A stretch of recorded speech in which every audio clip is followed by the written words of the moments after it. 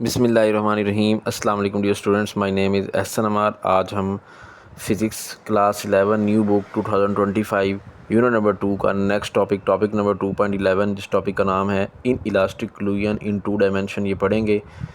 इससे पहले inelastic collision one dimension पढ़ा था, आज जो है टू डायमेंशन पढ़ना है। इन इलास्टिक क्लूजन में जैसे कि हमने पहले पढ़ा था कि मोमेंटम जो है कंजर्व रहता है, लेकिन काइनेटिक एनर्जी कंजर्व नहीं रहती, तो काइनेटिक एनर्जी लॉस हो जाती है। तो एक परफेक्ट इन इलास्टिक क्लूजन वो क्लूजन होता है जिसमें जो दो बॉडीज़ हैं जो कि कोलाइड कर रही हैं, कोलाइडिंग बॉडीज़, जैसे कि यहाँ पे मैस m1 है, दूसरा मैस m2 है, ये दोनों जो है आफ्टर क्लूजन स्टिक टुगेदर हो जाते हैं। जैसे यहाँ पे बिल्कुल देखें आप, ये दोनों मैसेज जो हैं वो स्टिक हो गए हैं और एक कंबाइन मैस बन गया है। M1 प्लस M2 दोनों को जमा करके एक बड़ा मैस बन गया है, कंबाइंड मैस बन गया। तो ये परफेक्टली जो है इन इलास्टिक क्लूजन होता है जिसमें आफ्टर क्लूजन जो दोनों कोलाइडिंग ऑब्जेक्ट्स हैं वो स्टिक हो जाते हैं और काइनेटिक एनर्जी जो है वो लॉस होती है। अब काइनेटिक एनर्जी इन इलास्टिक क्लूजन में कितनी लॉस होती है ये भी इस टॉपिक में हमने निकालना है। बाकी इसकी कंप्लीट डेरिवेशन करेंगे। मोमेंटम एक्स डायरेक्शन में, वाई डायरेक्शन में कैसे निकालते हैं। यहाँ पे जैसे कि आप देख सकते हैं कि जो यहाँ पे जो टू डायमेंशनल क्लूजन है, तो इसलिए हम इसका जो मोमेंटम है उसको एक्स और वाई प्लेन दोनों में स्टडी करेंगे। मोमेंटम को कंपोनेंट्स में रिजॉल्व करेंगे, साइन थीटा और कॉस थीटा की फॉर्म में लिखेंगे। वो कैसे लिखेंगे, कैसे रिजॉल्व करेंगे, तो सारा कंप्लीट डिटेल जो है अभी इस वीडियो में हम देखते हैं जब इस टॉपिक को कंप्लीट पढ़ेंगे। इस टॉपिक को मैं अपने रिटर्न नोट से पढ़ाऊँगा, जैसे पूरा चैप्टर मैंने आपको अपने रिटर्न नोट से पढ़ाया है। वो जो नोट्स हैं वो बहुत अच्छे, बहुत आसान और सादा अल्फाज में लिखे गए हैं ताकि वो तलबा जिनको फ़िज़िक्स अच्छी नहीं भी लगती वो भी आसानी से याद कर सकेंगे। तो इंशाल्लाह इन नोट्स से जब आप फ़िज़िक्स याद करेंगे तो आपको फ़िज़िक्स बहुत आसान लगेगी और आपके फ़िज़िक्स में नंबर भी अच्छे आ जाएंगे। तो इस चैनल पर अगर आप नए हैं तो इस चैनल को भी सब्सक्राइब करें, दोस्तों के साथ शेयर करें, वीडियो को भी लाइक कर दीजिएगा। तो आइए इस टॉपिक को प्रॉपर स्टार्ट करते हैं। Inelastic collision in two dimension topic को समझने के लिए सबसे पहले इसकी डायग्राम पे गौर करें, जिसमें हमारे पास एक मैस है m1 जो कि एक्स एक्सिस के अलॉन्ग मूव करता हुआ जा रहा है विद वेलोसिटी v1, ये उसकी इनिशियल वेलोसिटी है। इस तरह एक दूसरा मैस है m2 जो कि मूव करता हुआ जा रहा है एक्स वाई प्लेन में। देखिए ये टेढ़ा मूव करते जा रहा है ना, इसलिए हम इसको क्या बोलते हैं, ये एक्स वाई प्लेन में मूव कर रहा है।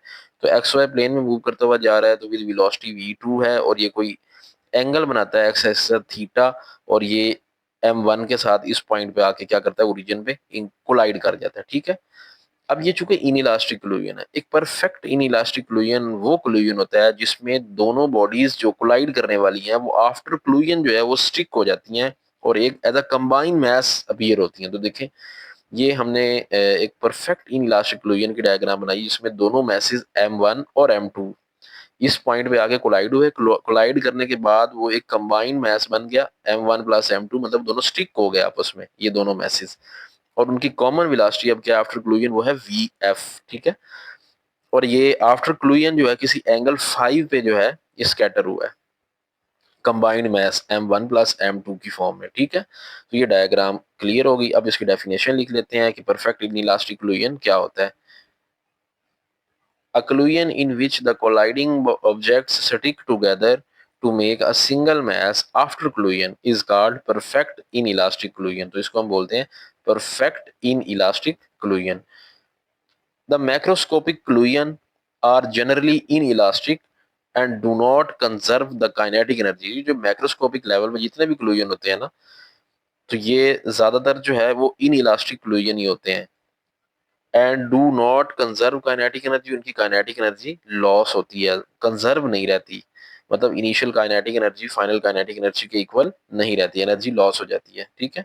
तो अब हमने ये जो डायग्राम बनाई है इसको एक्सप्लेनेशन की फॉर्म में, जिसको हम थ्योरी बोलते हैं, वो अब लिखेंगे। वो किस तरह लिखेंगे, वो अपनी वर्डिंग में भी लिख सकते हैं, वरना यहाँ से देख लें। अगर यही लिखनी है तो ये भी लिख लें, ये बिल्कुल करेक्ट लिखी हुई है। Let us take two balls, दो बॉल्स लेंगे।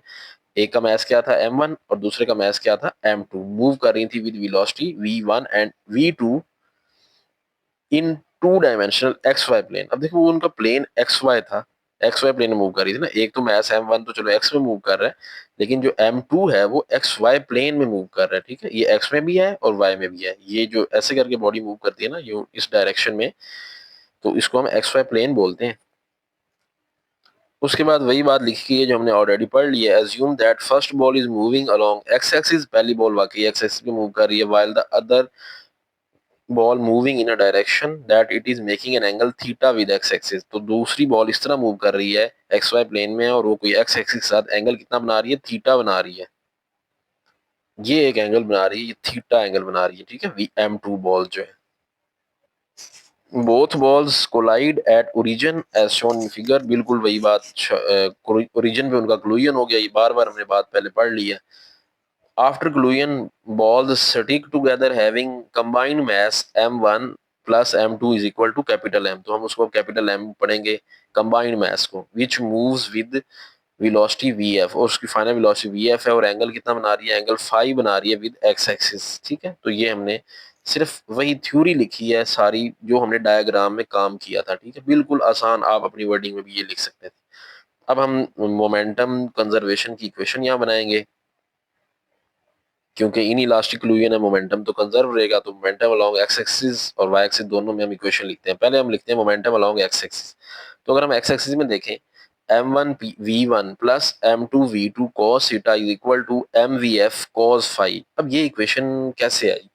देखिए, इसमें हम m1 v1 plus m2 v2 cos theta लिख रहे हैं। इसके साथ हम क्यों नहीं cos थीटा लिख रहे हैं, इसके साथ ही क्यों लिख रहे हैं? देखें, क्योंकि m1 है हमारी डायग्राम में, वो सिर्फ एक ही डायरेक्शन में मूव कर रहा है, वो है एक्स डायरेक्शन में, ठीक है।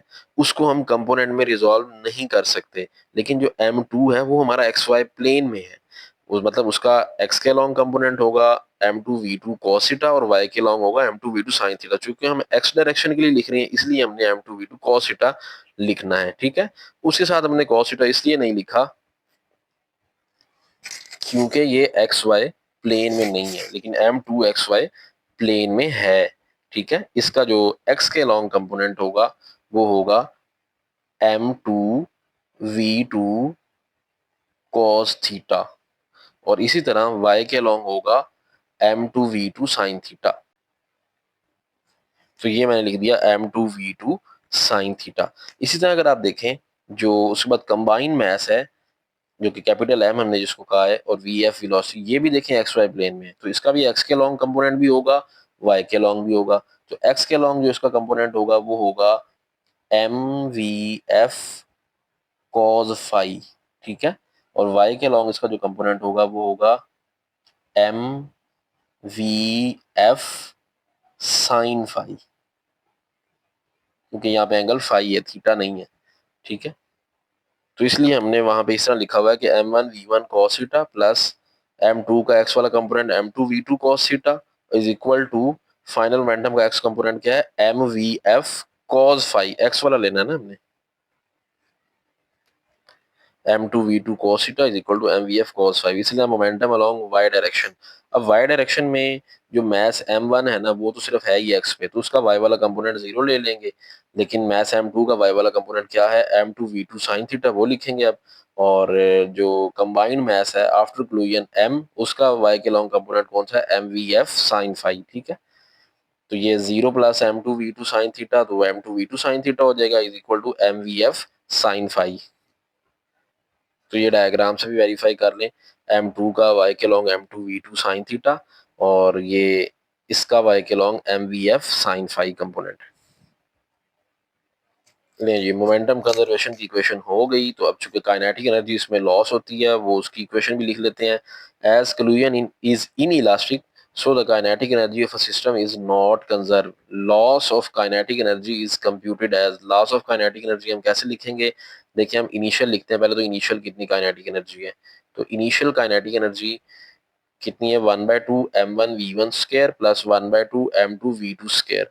अच्छा, अब आपके जहन में यह क्वेश्चन होगा कि यहाँ पे चलो m1 के तो चूंकि हमने कंपोनेंट नहीं बनाए, तो यहाँ पे तो m1 v1 आ गया, लेकिन v2 के तो v2 जो मैस m2 था उसके तो हमने कंपोनेंट बनाए थे, ठीक है, साइन और कॉज में। तो यहाँ पे क्यों नहीं लिखे वो कॉज और साइन थीटा, इसके साथ क्यों नहीं लिखा? मोमेंटम में तो लिखा था।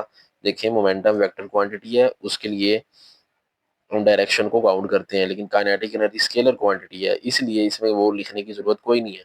तो नीचे वो मैंने बात लिख भी दी है, as kinetic energy is a scalar quantity, so here velocities involving in this formula does not require to break into its components. तो इसलिए हम इसको वेलोसिटीज को उसके कंपोनेंट में ब्रेक करके नहीं लिखेंगे, बल्कि ऐसे लिख देंगे 1/2 m1 v1 square plus 1/2 m2 v2 square. तो ये इनिशियल काइनेटिक एनर्जी आ गई। इसी तरह फाइनल काइनेटिक एनर्जी कितनी हो जाएगी 1/2 mvf², ठीक है। वेयर यहाँ पे एफ वी एफ क्या है, ये फाइनल वेलोसिटी है आफ्टर क्लूजन, ठीक है। अब एनर्जी लॉस हम किस तरह निकालेंगे, अब हमारे पास कोई एनर्जी लॉस या किसी चीज़ का लॉस हो वो कैसे निकाला जाता है। फॉर एग्जांपल हमने कोई एक चीज़ है जो दुकान से ली है 1000 रुपए की और हमने 800 की बेच दी है, तो हम कैसे लॉस निकालेंगे, जितने की ली है मतलब इनिशियल माइनस फाइनल जितने की हमने बेची है, तो इनिशियल माइनस फाइनल करेंगे, ठीक है ना। तो इस तरह तो डेल्टा काइनेटिक एनर्जी कैसे निकालेंगे, change in kinetic energy initial minus kinetic energy final, ठीक है। ये वो वाला फार्मूला लगा है।